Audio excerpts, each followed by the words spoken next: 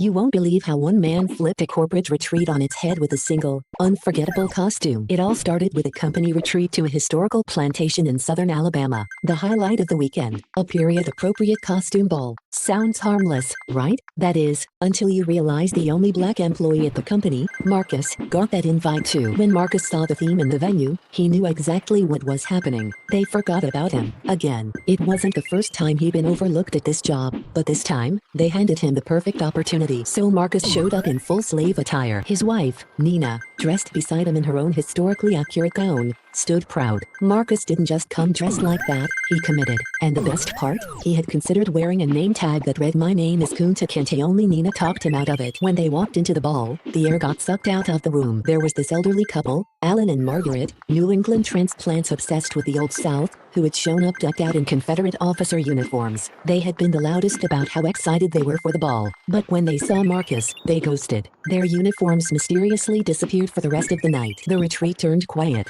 cold. People started avoiding Marcus like he was radioactive. But he didn't say a word. He let the costume do the talking. Back at work, Marcus got a surprise phone call. Not from his usual HR contact, but from the head of HR himself. Turns out the HR lady who came up with the plantation costume ball idea had been fired. And Marcus, promoted. Big raise, better benefits, and officially given the power to opt out of any event like this in the future. Of course, the company swore it had nothing to do with what happened. Total coincidence, they said. Yeah, sure. Marcus summed it up best. Correlation doesn't equal causation, but sometimes, it's a hell of a wink. So, what would you have done if you were in Marcus's shoes? Would you have shown up? Would you have played it safe? Comment your thoughts.